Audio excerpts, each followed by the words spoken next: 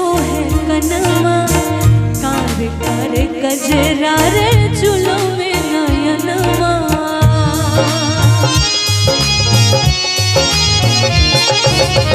शीश मणि मोरिया कुंडल सोहे कनमा कार कार गजरा रे चुलो में नयनमा लाल चंदन सोहेन के भार सखिया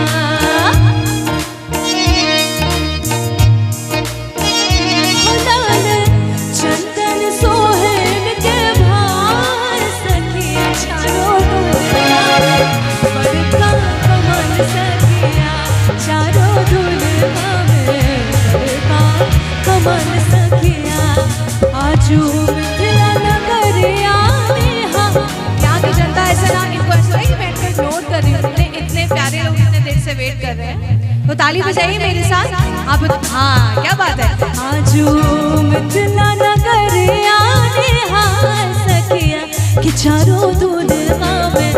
बड़का कमल सखिया चारों दुल्हा में बड़का कमल सखिया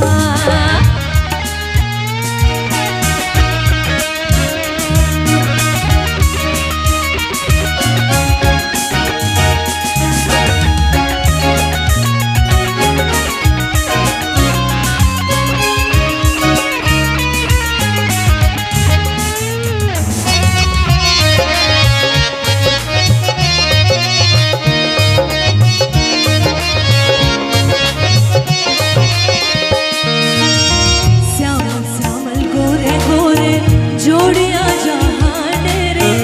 अखियाँ देख ले सुन ले कान रे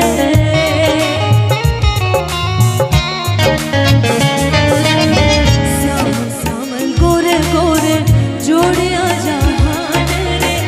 अखियाँ देख ले सुन ले कान रे कि जुगे जुगे जीवे जोड़ी जुगे जुगे जीवे जोड़ी बेमिसाल सखिया कि चारों दुल्हा में बड़का कमल सखिया चारों दुल्हा में बड़का कमल सखिया आजू मिथिला नगरिया निहार सखिया आजू मिथिला नगरिया निहार सखिया चारों दुल्हा में चारों दुल्हा में बड़का कमल सखिया।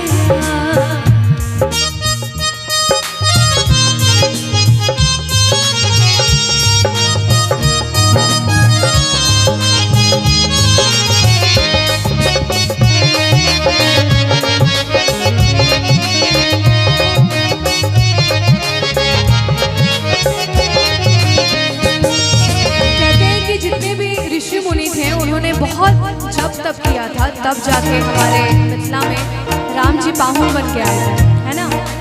तो कहते हैं कि जेकरा लागी जोगी मुनि जब तप गईले से मोरा मिथिला में पाहुन बन के आइले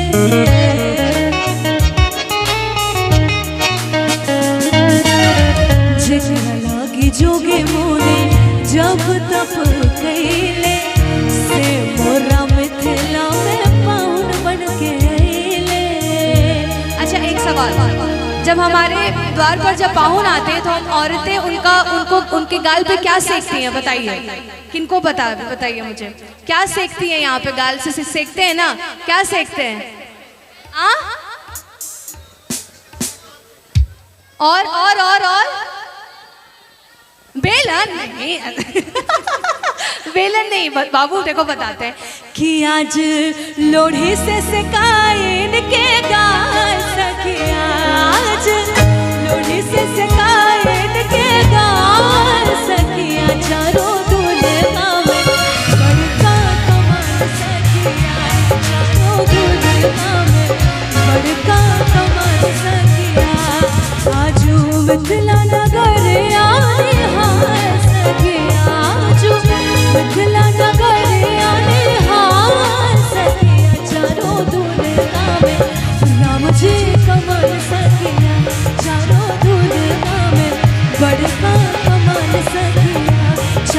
दुनिया में बड़का कमाल सखिया चारों दुनिया में राम जी कमाल सखिया चारों दुनिया में चारों दुनिया में चारों दुनिया में बड़का कमाल सखिया। हाथ ऊपर करेंगे और बोलेंगे सियावर रामचंद्र की। ये बात क्या